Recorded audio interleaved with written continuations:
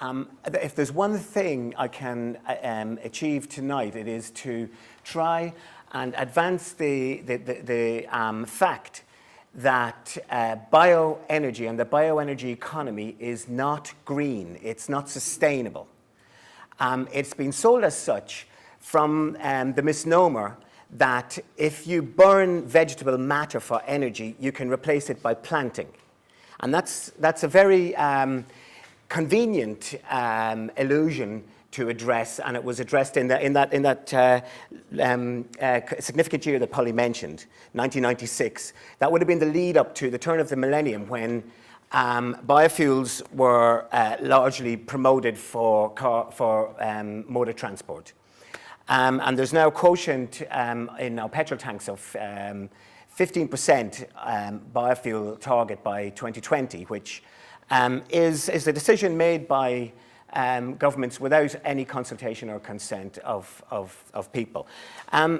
Also, Polly referenced, and it drew a wry smile I tried to conceal when you mentioned that William Wilberforce identified subsidies as the major driver in slavery, and that's exactly what's happening with the bioenergy. The bioeconomy is it's subsidized to the point that it will not survive, such as slavery would not survive without those subsidies. At the moment, it's in terms of our electricity consumption in our homes and in our businesses, it's subsidized by a system called ROCs, Renewable Energy Certificates. And this is a privilege or a levy granted to energy companies that they can put on the consumer's bills. And currently a ROC stands at £48. And I have some figures here on the cost of ROCs and what they cost to the taxpayer before any energy is, I can't find the right sheet it goes. Oh, it's the back of the one I was writing on, beg your pardon. The government's plans are to increase our electricity generation from biomass to 400 megawatts, and that's where they think that they will have a sustainable industry functioning and will be able to withdraw the subsidies. Now, if you take a 70 megawatt power station, which is it's conceivable that say Drax or Tilbury would generate that amount of electricity. On 8,000 hours, which would be an operational year, and the ROCs at 42 pounds and 87 pence. Sorry, 42 pounds and 87 pence. Yeah, that's correct. That's what the ROC is. Would generate subsidies of 48 million pounds for that one station. That's before any energy is produced or sold. And if the government's plans for the 400 megawatts are realised, that means that we've got an economy of £4 billion in subsidies before the energy is generated. That's taxpayers' money. And on top of that, the electricity companies are allowed to make their profits, and also it's been sold as green, and that is the truth I'm trying to nail. A lot of NGOs started off advocating bioenergy, and we're having a real difficult problem with some NGOs who will still insist that bioenergy is a solution to our fossil fuel emissions. We know that the conversion of a coal-powered power station, which is the major plan for our electricity generation from bioenergy, will produce 50% more emissions than coal. Largely because coal is a very dense energy source, and there is a much greater wastage of your source material in wood, which is less dense. It takes 3 to 4 trees to produce the energy stored in one tree, and the rest of that energy goes up the chimney and into the atmosphere. So it's between 30 and 35% efficient coal-powered generation. Wood-powered generation in bioenergy. How am I going with time? Okay, I'd like to just say that having pointed out that the illusion that bioenergy is green and sustainable is not true, but consequent to that, we're left with environmental impacts such as deforestation and peat burning and the serious loss of both biodiversity and the carbon sinks that store the carbon that we produce. Drinking water depletion, drinking water wastage, and drinking water pollution. Depletion of soil quality, which Roisin elucidated in the monocultures palm oil. That goes across the board for maize production and sugar production. In any monoculture, you will have soil quality depletion, you'll have soil erosion. The increased use of pesticides and fertilizers, we've discovered that GM crops actually require specific pesticides and specific growth enhancers and fertilizers, and of course they're marketed by the same companies. And air pollution. Air pollution that causes environmental impacts, and I would touch on air pollution also as a major hazard, social hazard. Now, Bruce mentioned the food riots in Egypt. They were presaged by food riots in 2007 that were attributed to the diversion of grain and sugar to bioenergy. And when that was pointed out, actually the first target for the food shortages at that particular time was food commodity speculation. And of course, when that was pointed out, the food speculators took a retreat back, and the World Bank actually came up and pinpointed Goldman Sachs and JP Morgan as saying, your food speculation is a contributor, major contributor to this food shortage. And they said, oh, you haven't considered bioenergy. So they tried to deflect the blame from the food speculation to bioenergy, thereby incriminating themselves because they are the commodifiers of the biomass of the world, the biosphere of the world. Also, to use the bioenergy economy, it creates, it's got built-in inflationary mechanisms that increase the cost of food, paper, construction timber, furniture and other wood products, and energy. Also, it allows complacency in dealing with the real issue. We need to be investing in true renewable energy sources, not the fake bioenergy, which is, as I've pointed out, quite as dangerous as fossil fuels. I think it's probably close to closing what I've got to say. But in conclusion, I'd just like to say that there are real solutions available, and they are very, very apparent.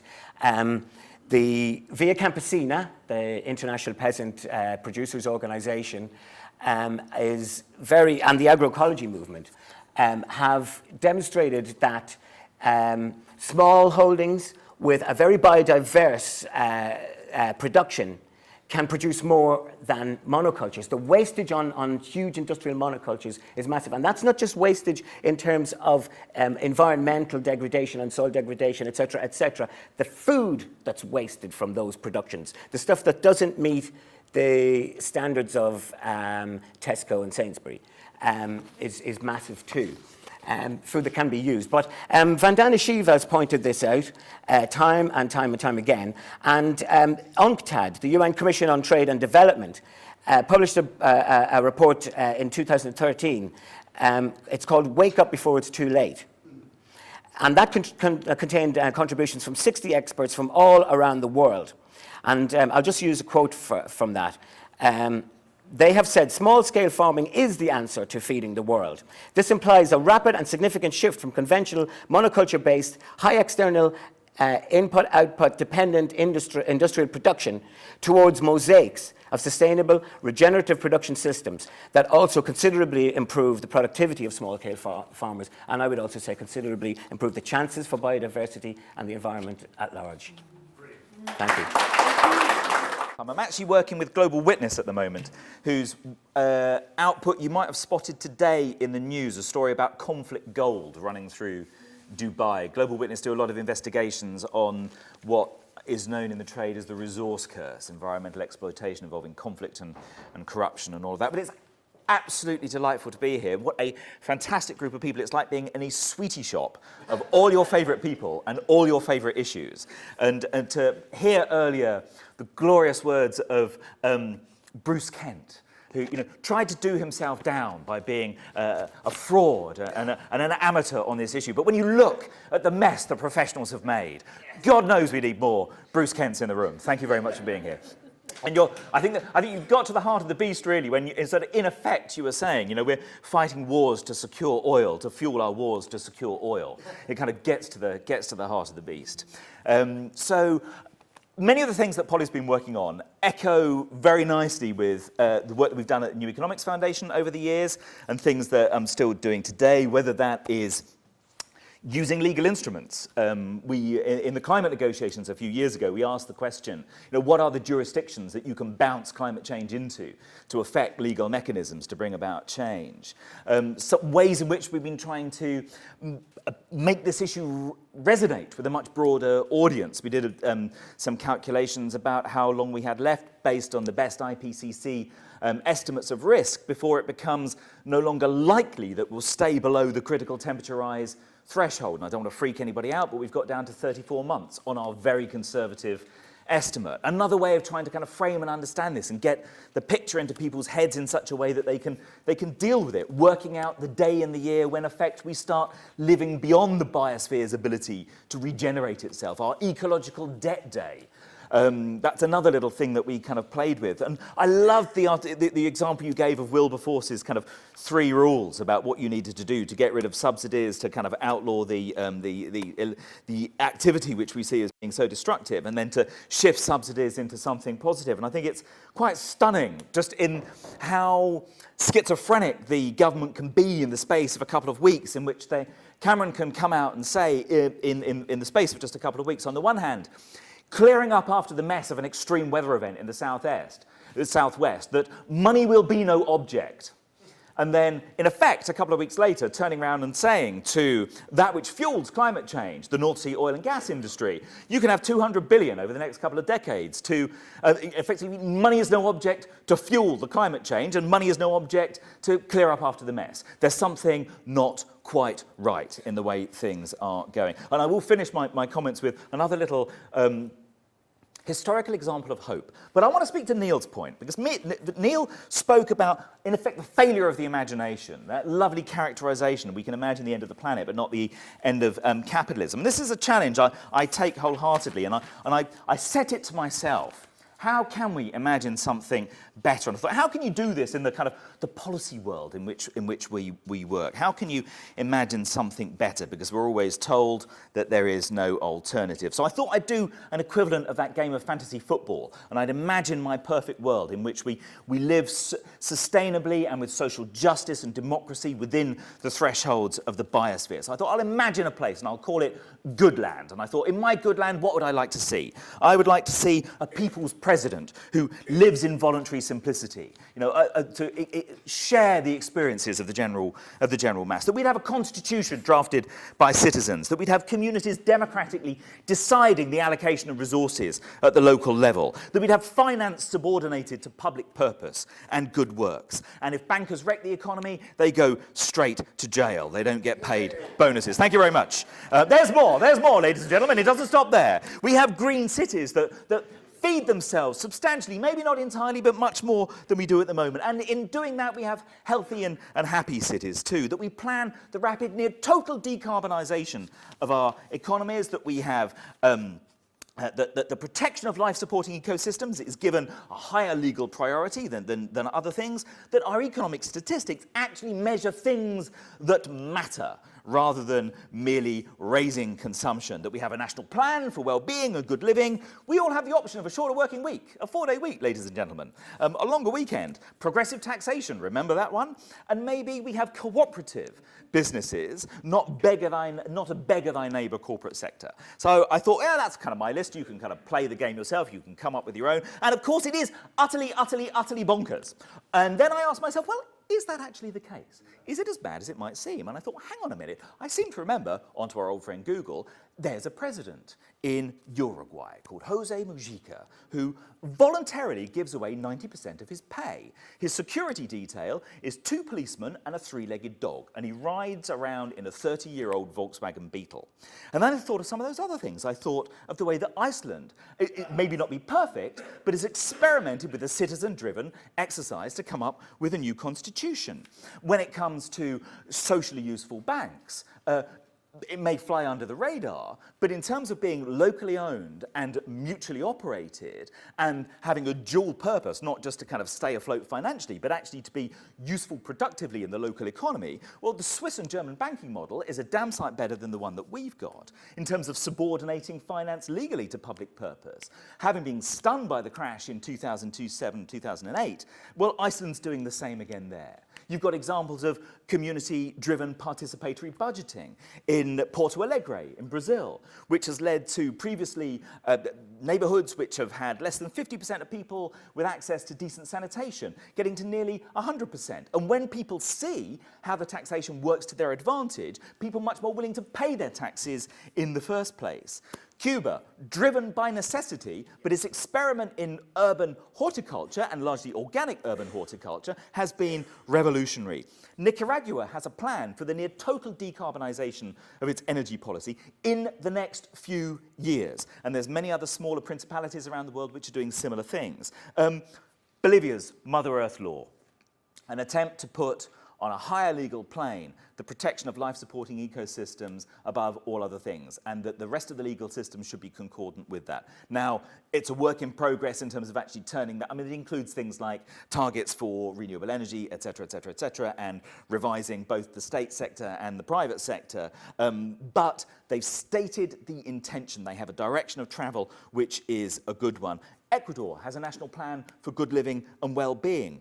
Bhutan has this range of amazing alternative economic indicators. The Netherlands, since the experience of the early 1990s, now has it as a standard contractual option to work a 4-day week, something which is taken up, the shorter working week, by well over 75% of the female workforce and well over 1/3 of the male workforce. And when you have a shorter working week, guess what? You have the time and the energy to get involved in things like transition town initiatives, in which you can practically work in your local community to deliver the kind of changes so that we can live within the biosphere's thresholds of tolerance and not commit ecocide. Taxation, another model. Again, it's not perfect, it's under challenge, but compared to ours, we can look at Denmark, a mutual, cooperative, large-scale corporate sector, the Mondragon Cooperative in Spain. So rattle, rattle, rattle.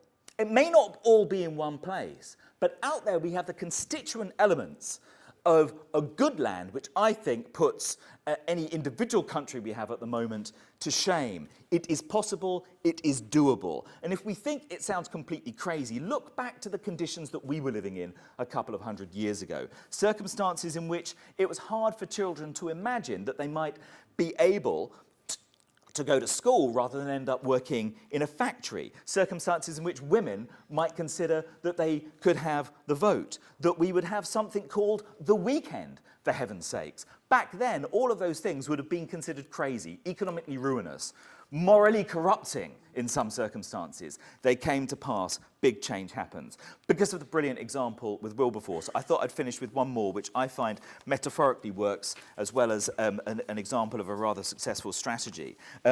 If you think back to not very long ago, less than 200 years ago in fact, the merchant navy, which underpinned Britain's empire, was a very dangerous place to be. There was about 1,000 wrecks a year. About 500 of those were the result of overloading, overburdening. There were things called coffin ships. They were insurance scams. They got sent out to sea basically to sink. But the idea that you might introduce greater safety in shipping was considered to be a threat to the economic activity which was at the heart of the success of the British Empire. To even raise the question of putting more obligations and safety measures on shipping so that they weren't overburdened and didn't sink was a threat to empire itself. But there was a guy called Samuel Plimsoll who thought otherwise, and he stood up and he ran a campaign, and he was called at one stage, like some other people I can think of from more recent history, the most dangerous man in Britain. And he was with unmitigated scoundrelism for saying that change should be brought about. And the day that that allegation was made to him, he was giving a speech as part of his campaign, which was reported in the local paper.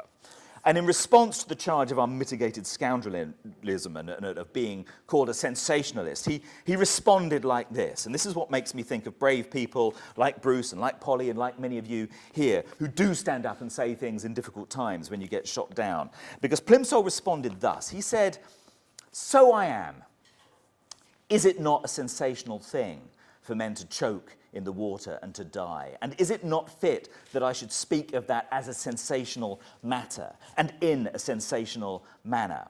I have been made an agitator by the simple fact that when, for years past, the storms of winter were blowing, I knew that men were being wrecked and dying, and I could not lie in my bed." So let's use our imagination, let's use the examples of history and work together in the way that we are here to bring about that change and to make sure that ecocide never happens. Thank you for listening. Oh, what is a sustainable population? Is that the question?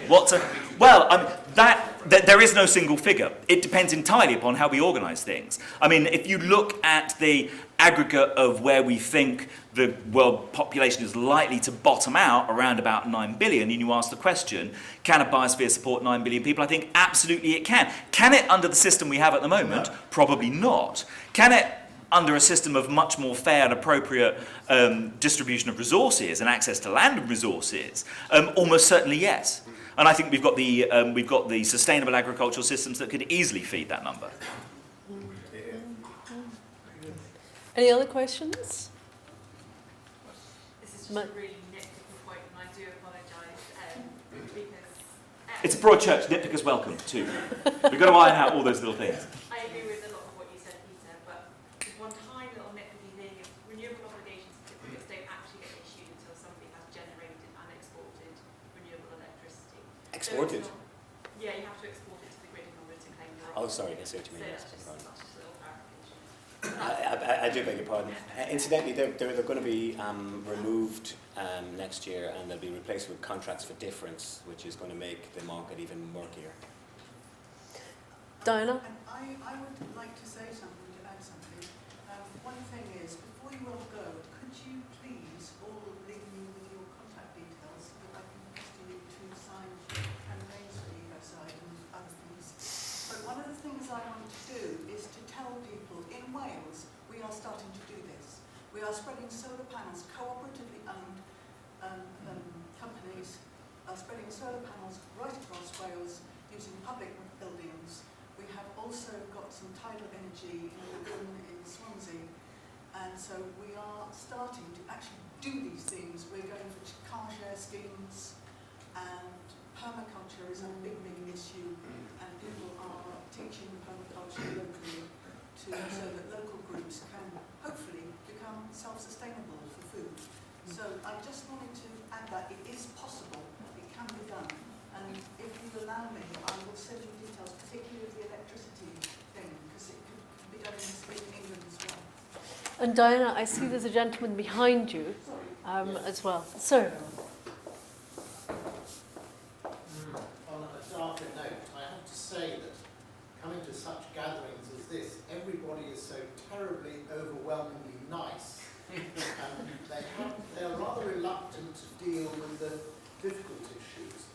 And it has to be said that the governments, the Western governments, the UK, Australia, that's the southern one, Canada, are extremely corrupt, and they put up, there's a tremendous amount of hidden subsidy for anti-climate change activity.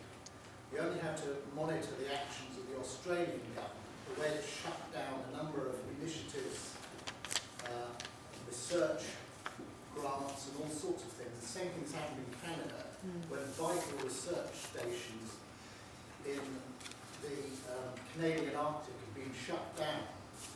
But nobody seems to be complaining about these people. I think one has to start denouncing people. And another thing that a real sticking point for me is the way people are absolutely enthralled to money. They are absolutely absolutely enthralled to financial oligarchs. Money has replaced morality. If a person has a lot of money, they're automatically a good person in the eyes of the community. But nothing is ever said about this. And I think if the state, and also the state has to act, it's no use saying, oh, individuals can do this and that and the other. I'm sure they can. But sometimes they have to move on a larger scale. And the state needs resources. And you've got to think about the expropriation of these caches of private wealth in order to fund the collective action that is needed. Yeah. Thank you very much for that. I'm very conscious of time, and we do have 3 more speakers. So I'm going to ask people who do have burning questions, hold them, because there'll be a chance to grab people afterwards for sure. But thank you very much. Thank you. First of all, World Development Movement, it's a terrible name, and we're going to change it. It's a little bit outdated, but essentially what we do is work for a more equal, democratic and just world. We're a kind of social justice organization. And particularly what we oppose is this rapacious form of capitalism that we have now, which is controlled, as Occupy beautifully put it, by the 1% and works in the interests of the 1%. And it's this economic system which is both fueling climate change on the one hand and is also fueling the most incredible inequality that the world has ever seen on the other hand. And we can't deal with one without dealing with the other.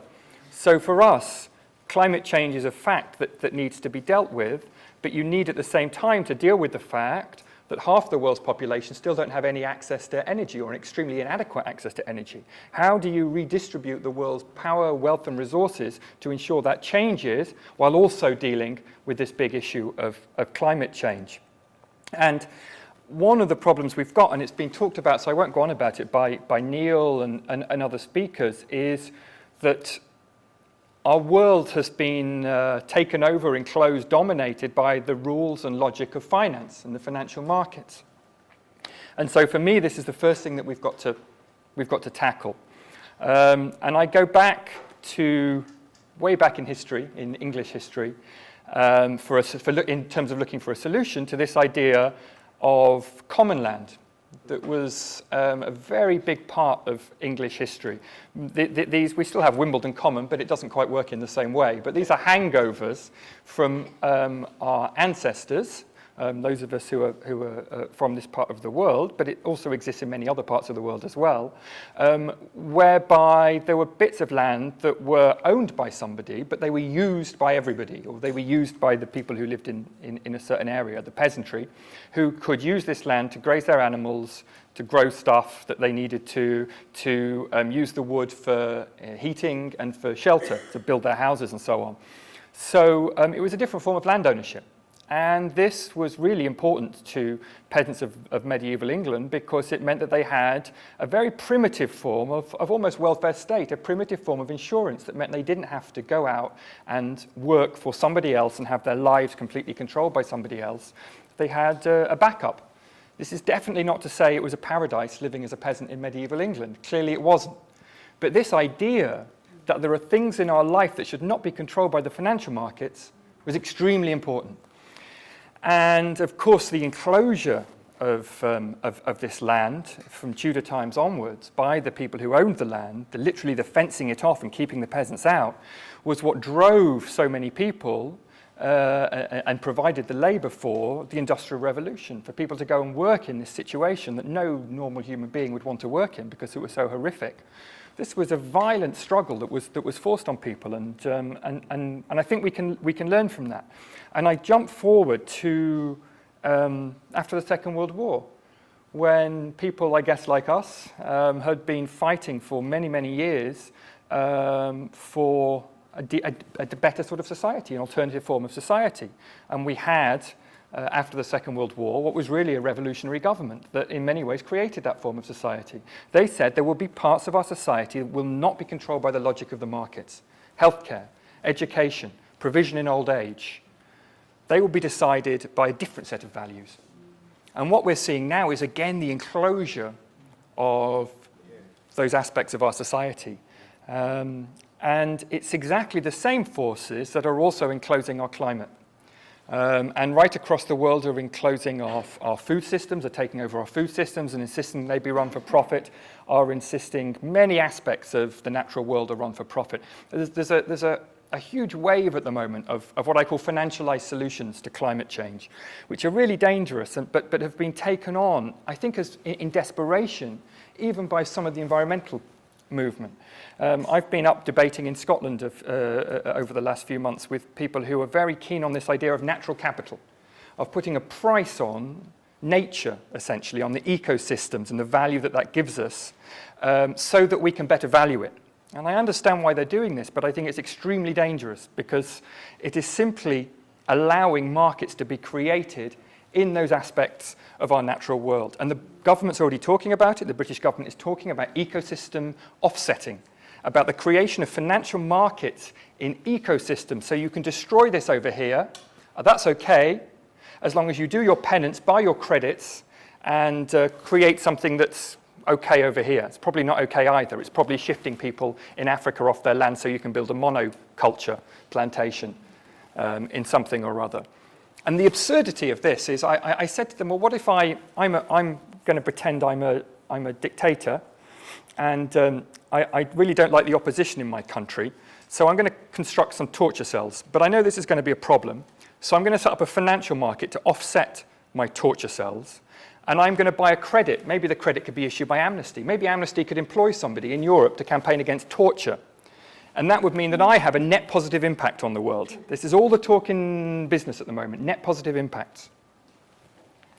And we've really got to take the bull by the horns, I think, and say it is imperative to the future of our planet and to a decent standard of living that we definancialize our world. We don't look for financial solutions to all the problems that we've got. We definancialize, we remove finance from these aspects of our life.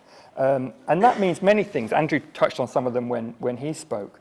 But it means saying that we will fund and operate health systems, education systems, systems of old age provision, and many more things on a completely different set of values, not the values of the logic, not the logic of the markets, not the values of the market.